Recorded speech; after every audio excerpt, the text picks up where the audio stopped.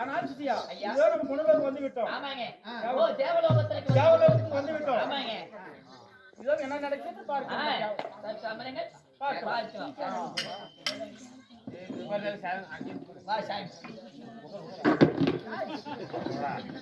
Salad போட்டு மொத்த தொலைஞ்சிராத. இல்ல நீங்க என்ன சொல்லுங்க சேலட் போடுங்க போட்டுங்க.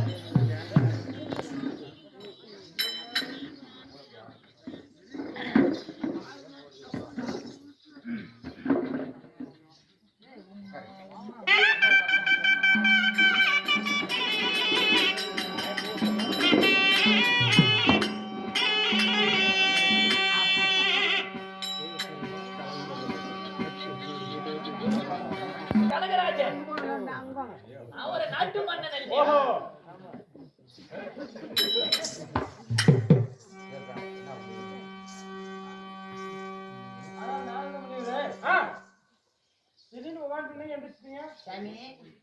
கொஞ்சம் பொறுமையா பேச காது வேற பிடிச்சிட்டு. நாரத முனிவரே தாங்கள் வந்த காரணம் என்ன? ஆனால் தேவேந்திர மன்னனே எப்படின்றா இதோ வருடத்துக்கு ஒரு முறை தேவர் சபை கூட்டு வந்த வழக்கம். அப்படி இந்த தேவர் சபையை நானும் வந்திருக்கின்றேன். அப்படி இந்த தேவர் சபை பார்க்க வேண்டும் பார்க்கின்ற போது கண்ணுட்டு பார்க்கின்ற போது எப்படின்றா இந்த சபையாகப்பட்டது கலகலப்பு ஒரு சூரிய பிரகாசம் போல இருக்கும். அதனால இன்று தினத்தில் ஏதோ ஒரு இருள் அணிஞ்சு போல இருக்கின்றது. மூட்டுக்காரி வயசுக்கு வந்துட்டான்.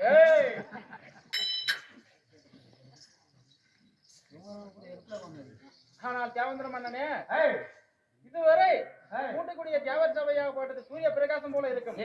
தனத்தில் ஒரு வித்தியாசமாக இருளடைஞ்சு போல இருக்கின்றது. அது என்ன காரணமே தெரியவில்லை. ஆனா நாரத முனிவரே இந்த உலகத்தை ஒரு நொடிக்குள்ள சுத்தி வரேங்க. உங்களுக்கு தெரியாதா? ஓ அந்த உலகத்தை ஒரு நொடிக்குள்ள சுத்தி வருகின்றாய். அப்படி உங்களுக்கு தெரியாத விஷயம் அறியாத விஷயம் ஏது ஒன்றும் இல்லை. அப்படி நீங்க ஞானத்துல பார்த்து கொள்ளுகின்றாய். ஆமா. ஆனால் தேவேந்திர மன்னனே இதோ கூட்டி இருக்கக்கூடிய தேவர் சபை பாவம் என்றால் என்ன புண்ணியம் என்றால் என்ன என்று கண்டறியவே நீ தேவர் சபை கூட்டி இருக்கின்றார். அப்படி பார்க்கின்ற போது இந்த தேவர் சபையில் பாவம் பட்டவர்கள் இந்த தேவர் சபையில் இருக்கின்றார்கள். அதனால இந்த தேவர் சபையான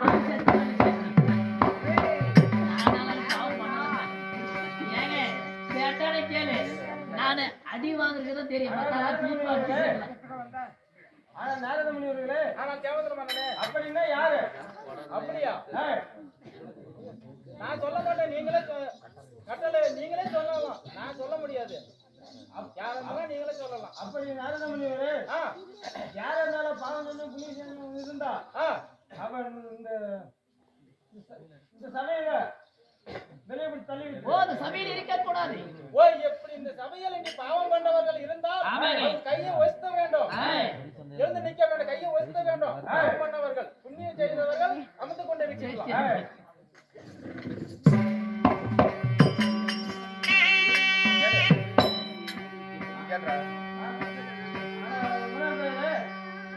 அரசே திடீர்னு இந்த மக்கள் சபையில் இருந்து விட்டு நீ எந்திரிச்சுக்கான என்ன? ஓ இந்த மாபெரும் மக்கள் சபையில் அமர்ந்திருக்கின்றாய். தாங்கள் எதுக்காக திடீர்னு எழுந்திருந்தாய் என்று கேட்கின்றார். ஆனா தாங்கள் இட்ட கட்டளை என்ன? பிரகாசம் போல இருந்த தேவர் சபை இருள் சூழ்ந்தது போல இருக்கின்றது. அதனால் நாரத முனிவர் உரைத்த வார்த்தைகள் பாவம் செய்தவர்கள் தவறு செய்தவர்கள் யாரோ சபையில் அமர்ந்திருக்கின்றார். அதனால் இந்த சபை இருளடைந்து விட்டது என்று நாரதன் உரைத்தார். அந்த வார்த்தையை தாங்கள் காதால கேட்டு யார் என்று ஒருத்தரை கை காட்டி விட்டாலும் தவறாக போய்விடும். தப்பு செய்தாரோ செய்யலையோ பார்த்தும் பார்க்காமல் அறிஞ்சும் அறியாமல் ஒருத்தரை குற்றவாளி ஆக்க முடியாது. அதனால் யாரா இருந்தாலும் தப்பு செய்தவர் ஒரு பாவம் செய்தவர் இந்த சபையில எழுந்திருக்க வேண்டும் என்று தாங்கள் கட்டளை இட்டார். அதனால் நான் என்ன பாவம் செய்தனோ ஏது பாவம் செய்தனோ சாமி ஒன்றும் தெரியவில்லை. ஆனா 400 மைந்தனில் என்று பாவி என்று தாங்கள் உரைத்தவுடன் நான் எழுந்து நின்றேன். ஐயா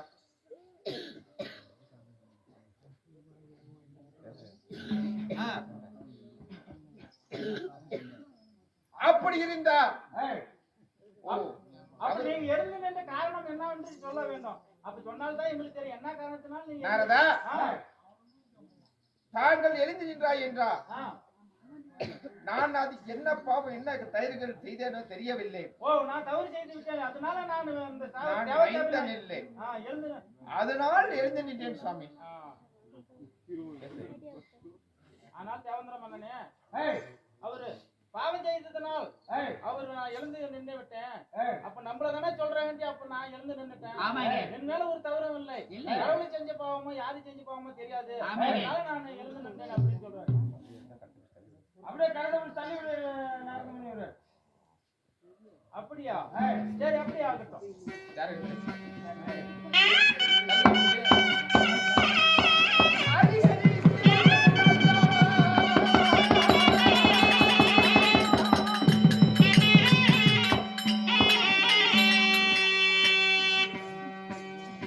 ஐயா என்ன ஒரு பிள்ளை இல்ல பாவி என்று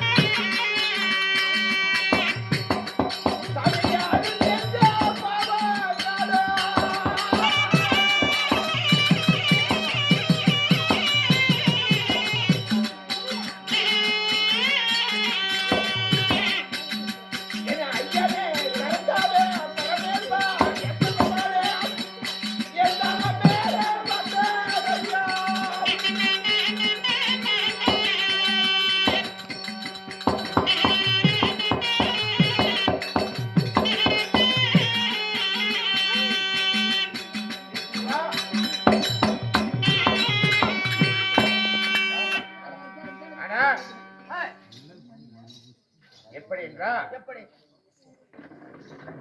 இந்த தேவர சபையிலே யாரு சபையிலே பிள்ளையிலா பால் என்று பேதைப்பணி செய்தார். செய்தார். மக்களெல்லாம் மைந்தன் என்று மானபங்கம் செய்தார். ஆமா.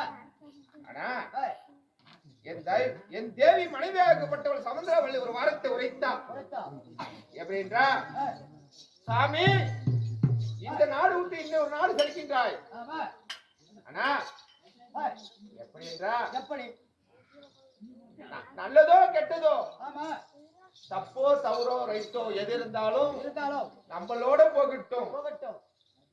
ஒரு பக்கத்து நாட்டுல சென்று மன்னனுக்கு ஒரு ஒரு தப்புகள் நேர்ந்து விட்டா, ஒரு அகமானங்கள் நேர்ந்து விட்டா என்னால தாங்க முடியாது சாமி அப்படின்னு உரைத்தா. என் மனைவி உரைத்தா. ஆனா நானும் அது கேட்காமல் ஒரு நல்ல வழி புறக்குமா, இந்த தேவர் சபையில் நம்ம குறைகளை எரித்து உரைத்தா ஒரு புண்ணியங்கள் கிடைக்காதா என்று தேவர சபைக்கு வந்தோம். அப்படி தேவர சபைக்கு வருகின்ற போது இந்த தேவர சபையில தேவேந்திர மன்னன் என்ன உரைத்தா, நாரதன் தேவர சபையிலே அமர்ந்து கொண்டிருந்தான். அமர்ந்து திடீர்னு எழுந்து கொண்டான். அப்படி எழுந்து கொண்டு இருக்கின்ற நேரத்தில் தேவேந்திர மன்னன் என்ன உரைத்தா, நாரதா சேரல் அமர்ந்து திடீர்னு எழுந்து விட்டாயே, ஏப்பா காரணம் என்று கேட்டான். தங்களை நாரதரை கேட்டா தேவேந்திர மன்னன். அப்படி கேட்கின்ற போது அந்த சபையில் நாரதன் என்ன உரைத்தா, தேவேந்திர மன்னா இந்த சபை பிரகாசம் போல இருக்கும், இருளடைந்து போல் இருக்கின்றன. இன்று தினத்தில் யாரோ ஒரு தவறுகள் செய்தவர்கள், பாவங்கள் செய்தவர்கள் சபையிலே அமர்ந்திருக்கிறார் என்று நாரத உரைத்தான். அப்படி வருகின்ற போது நாரதா அப்படி என்றா யார் என்று பார்த்துக்கொள் என்று தேவேந்திர மன்னன் சொன்னான். அப்படி சொல்கின்ற போது அப்ப நாரத என்ன உரைத்தா, தேவேந்திர மன்னா யாராவும் குற்றவாளி என்று கையால் நான் காட்ட முடியாது. அப்படி காட்டினால் நான் தான் பகையாக வேண்டும் அப்படி என்று யார் உரைத்தா, நாரதன் உரைத்தா. அப்படி நாரத உரைக்கின்ற போது அதுக்கு என்ன வழி என்று தேவேந்திரன் கேட்க, அப்படி இருந்தா யாரா இருந்தாலும் தவறு செய்தவர் எழுதி வைக்க வேண்டும் என்று கட்டாளை இட்டா தேவேந்திர மன்னன். ஆமா, சரி. அப்படி கட்டாளை இருக்கின்ற போது நான் அந்த தேவர சபையிலேயே அமர்ந்து கொண்டு எழுந்து நின்றேன். ஆமா, அப்படி நிற்கின்ற போது தேவேந்திர மன்னன் ஆனால் மருகண்டகிரே என்ன தவறு செய்தா, என்ன பாவங்கள் செய்தா, எதனால எழுந்து நின்னாய் அப்படின்னு கேட்டான். அப்படி கேட்கின்ற போது சாமி நான் என்ன பாவம் செய்தனோ எது பாவம் செய்தனோ எனக்கு ஒன்றும் தெரியாது. ஆனா எனக்கும் புத்திர பாக்கியம் இல்லை, எனக்கும் என் மனைவிக்கு புத்திர பாக்கியம் இல்லை. அதனால் அந்த பாவங்கள் செய்தனோம் என்று நான் எழுதி நின்றேன் சாமி என்று நான் தேவேந்திர மன்னனிடம் உரைத்தேன். ஆமா, அப்படி வருகின்ற போது தேவேந்திர மன்னன் என்ன செய்தார், இப்படியாப்பட்ட மன்னன் நம்ம சபைக்கு ஆகாது என்று சொல்லி அந்த நாரதனை விட்டு என்ன செய்தார் என்றால் கழுத்தை முடிச்சு தள்ளி விட்டாரோ சாமி, கழுத்தை முடிச்சு தள்ளி விட்டார்.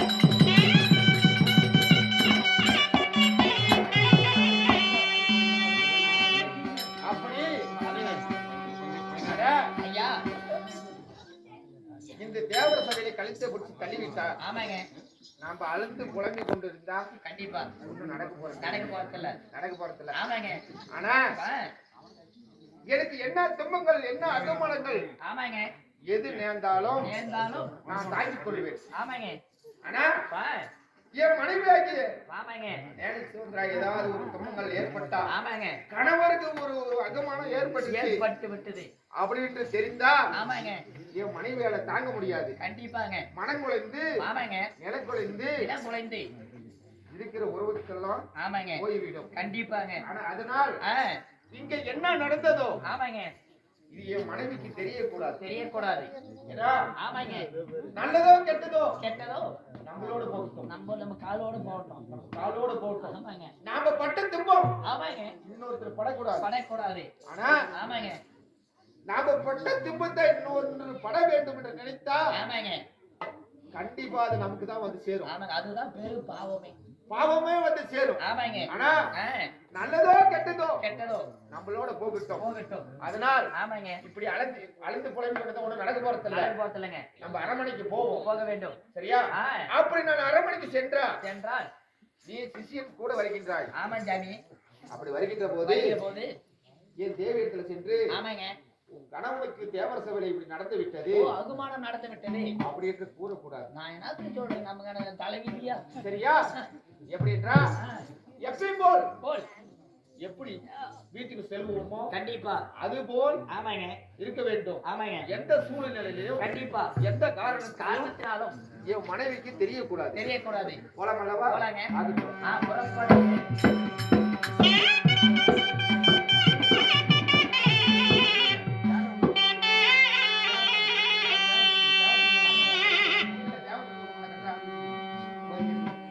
ஆமாங்க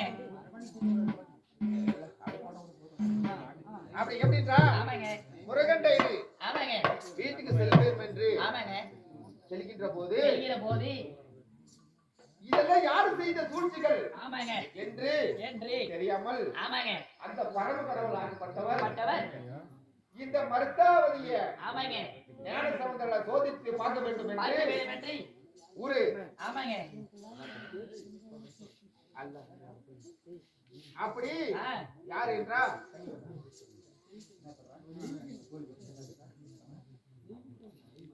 அப்படி ஒரு அந்த ஈசனாகப்பட்டவர் ஒரு தெய்வ மாதிரி 2 பேர் அனுப்ப அந்த தெய்வ மாதிரி சபைக்கு வந்தாங்க